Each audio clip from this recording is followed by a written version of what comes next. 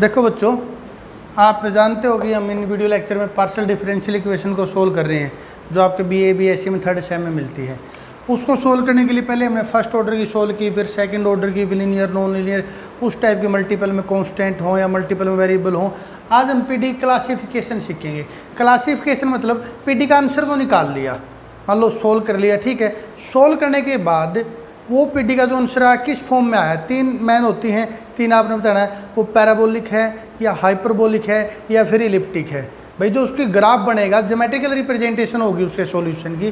PD solve करने के बाद उसके सॉल्यूशन की जो ज्योमेट्रिकल रिप्रेजेंटेशन होगी वो किसको रिप्रेजेंट करेगी, पैराबोलिक को रिप्रेजेंट करेगी, हाइपरबोलिक या फिर इलिप्टिक, क्या है वो आपने बताना है। उसको सीखने से पहले आप जेड हम नॉर्मली डिपेंडेंट वेरिएबल मान के चले हैं, एक्स वाई इंडिपेंडेंट वेरिएबल होते हैं। ये कोई हार्ड एंड फास्ट रूल तो नहीं है कि दुनिया में जेड ही डिपेंडेंट होना चाहिए। देखो बच्चों, मेरे अकॉर्डिंग जो मैथ के अच्छे स्टूडेंट होते हैं वो नोटेशन से कभी नहीं चिपकते। नोटेशन तो कोई भी चेंज कर सकता है, जेड को कोई नया वेरिएबल भी मान सकते हैं, नोटेशन की बात नहीं है। हाँ, नॉर्मली बुक में हम जो बुक में लेके चलते हैं वो जेड डिपेंडेंट और ये इंडिपेंडेंट लेके चलते हैं। और जो फर्स्ट ऑर्डर के डेरिवेटिव होते हैं इसका नाम होता है पी नोटेशन। अब कोई ना, अब सुनो, कोई बच्चा ये बोलेगी सर मान लो कि ऐसा सवाल आ गया जिसमें जेड डिपेंडेंट और इंडिपेंडेंट टी है और आर है, यानी कि और कोई वेरिएबल होगी, फिर तो इसका नाम पी नहीं रहेगा। इस पी नहीं रहेगा, लेकिन कोई बात नहीं, फिर नोटेशन यूज मत करना, इसको लिखते रहना या अपनी तरफ से कोई नोटेशन बना लेना। लेकिन जर्नली जो मैथ में ज़्यादातर यूज होता है उसकी मैं बात कर रहा हूँ, तो इसका नाम क्या होता है, पी। क्योंकि बुक में सवाल होंगे तो आपको पता तो होना चाहिए इसका नाम क्या होता है, ठीक है। अब डबल ऑर्डर की भी मैंने एक बार बताई, दोबारा बताता हूँ। अगर डबल डेरिवेटिव करता हूँ, पहले एक बताओ, डबल डेरिवेटिव किसके विद रिस्पेक्ट टू कर सकते हैं, एक्स और वाई के विद रिस्पेक्ट टू। तीन चांस हो सकते हैं। डबल डेरिवेटिव जेड का हो जाएगा विद रिस्पेक्ट टू एक्स, और डबल डेरिवेटिव हो जाएगा विद रिस्पेक्ट टू वाई, और डबल डेरिवेटिव हो जाएगा एक बार एक्स के विद रिस्पेक्ट टू, एक बार वाई के विद रिस्पेक्ट टू। इन तीन से अलग और तो कोई केस पॉसिबल नहीं है ना, ठीक है। इसका जो नाम होता है वो आर, स्मॉल आर, इसका नाम एस और इसका नाम टी। उम्मीद करता हूँ ये पांचों नोटेशन आपको याद रहनी चाहिए, क्योंकि भाई बुक में लिखी आ जाती है, आपको नोटेशन ही नहीं पता होता आप कैसे सोल्व करोगे। तो ये नोटेशन होगी। अब क्लासिफिकेशन करना आपने, तो गिवन स्टेटमेंट में आपकी मान लो कोई भी स्टेटमेंट दे रखी है, तो इस फॉर्म की, जैसे double derivative with respect to X, कुछ भी कॉन्स्टेंट मान लिया, इसका नाम आर मान लिया, इसका एस मान लिया, double derivative with respect to Y X या एक्स वाई मान लो, कोई बात नहीं, और इसका नाम टी मान लिया, capital T, double derivative with respect to Y. सोन और भी कुछ हो सकता है। मैं आपको क्या समझाना चाहता हूँ, जो double derivative with respect to X के है उसके साथ जो भी कोफिशिएंट होगा उसका नाम आपने कैपिटल आर मानना है, यानी कि इसको कंपैरिजन करके आपने वैल्यू निकालनी आनी चाहिए, ठीक है। और जो डबल डेरिवेटिव एक्स वाई के विद रिस्पेक्ट टू का उसका नाम क्या निकालना है, सॉरी, उसका नाम क्या मानना है, एस, यानी कि इसके साथ जो भी मल्टीप्लाई में होगा हमारी किसकी वैल्यू है, कैपिटल एस की। और जो double derivative with respect to Y के साथ में होगा उसकी नाम क्या है बच्चों, टी। अब सुनना, फर्स्ट डेरिवेटिव की टर्म हो भी सकती हैं या ना भी हो, ठीक है। फर्स्ट डेरिवेटिव की टर्म हो भी सकती है और हो सकता है क्वेश्चन में ना हो। फर्स्ट डेरिवेटिव की टर्म हो या फिर ना हो, इस बात पे कोई फर्क नहीं पड़ेगा इसकी क्लासिफिकेशन क्या है, यानी कि ये हाइपरबोलिक है या पैराबोलिक है या फिर इलिप्टिक है। फिर बोल रहा हूँ ये क्या है, जो डबल डेरिवेटिव है एक्स के विद रिस्पेक्ट टू होता है उसका नाम क्या है, आर। जो डबल डेरिवेटिव एक्स वाई के विद रिस्पेक्ट टू ना उसका एस, और जो double derivative with respect to Y के साथ हो उसका क्या है, एस। और अगर इस फॉर्म में दे रखी हो इक्वेशन, तो जो मैं ऐसे बोलूँगा इसका नाम क्या मान रखे, आर।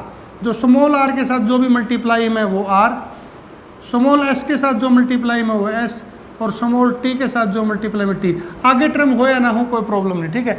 ये आपने सबसे पहले तो कंपैरिजन करना आना चाहिए। इस कंपैरिजन करने के बाद कौन हाइपरबोलिक बनेगी, क्या पैराबोलिक बनेगी, वो मैं आपको एक क्वेश्चन लिख के करवाता हूँ, ठीक है। देखो बच्चों, अब मैंने आपके सामने स्टेटमेंट लिख ली। क्या बता दें मैंने, जो डबल डेरिवेटिव एक्स के विद रिस्पेक्ट टू जो भी मल्टीप्लाई में है उसकी कंपैरिजन करें वैल्यू क्या, कैपिटल आर। इसके मल्टीप्लाई में क्या 1 है तो 1। जो डबल डेरिवेटिव एक्स वाई के विद रिस्पेक्ट टू है इसकी वैल्यू -7, और जो डबल डेरिवेटिव वाई के विद रिस्पेक्ट टू है इसकी वैल्यू क्या हो जाएगी आपकी 6। फिर बोल रहे हो ये कंपैरिजन करके निकाल लोगे ना आर एस टी की वैल्यू। अब देखो क्या फार्मूला है, बहुत सिंपल क्वेश्चन है, आपने ये फार्मूला निकालना है, जैसे डिस्क्रिमिनेट का फार्मूला होता है।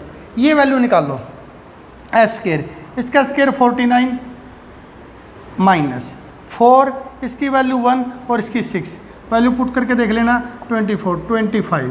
आपने ये मतलब नहीं ये वैल्यू क्या आई है, इससे कोई मतलब नहीं, आपने इसके साइन से मतलब है। 3 पॉसिबिलिटी हो सकती हैं ऐसे वैल्यू निकालने पर नंबर में, या तो ये वैल्यू पॉजिटिव आएगी यानी ग्रेटर देन 0, या फिर ये नेगेटिव आएगी यानी कि लेस देन 0, या फिर क्या आएगी इक्वल टू 0। अगर ये ग्रेटर देन 0 होगी, ठीक है, जो कि इस सवाल में है, तो क्या बनेगा हाइपरबोलिक। और अगर ये लेस देन 0 हो जाती है तो इलिप्टिक। ध्यान से सुनो, ये ग्रेटर देन 0 तो हाइपरबोलिक, और ये अगर लेस देन 0 हो जाती है तो इलिप्टिक, और इक्वल टू 0 हो जाती है तो पैराबोलिक।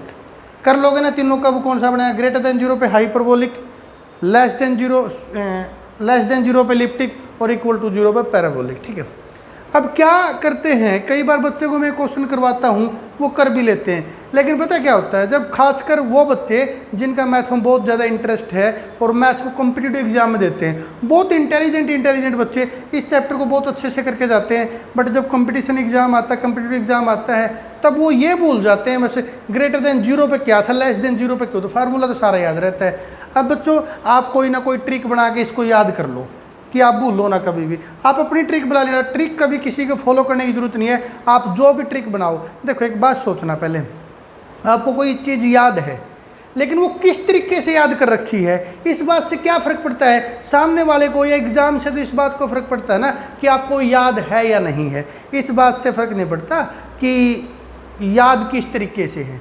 ठीक बात है। अब उम्मीद है आपको समझ में आ ग्रेटर देन 0 पे। नेक्स्ट वीडियो में मैं आपको इसकी ट्रिक भी बताऊंगा, आप ये कैसे याद रख सकते हो, और एक क्वेश्चन भी कराऊंगा, लेकिन इसमें आप ये कर लेना कैसे क्वेश्चन कंपैरिजन करके आप बता सकते हो हाइपरबोलिक है क्योंकि ग्रेटर देन 0 है। उम्मीद है कि आपको समझ में आ गई होगी, फिर भी कोई प्रॉब्लम तो हमें बता देना। ओके।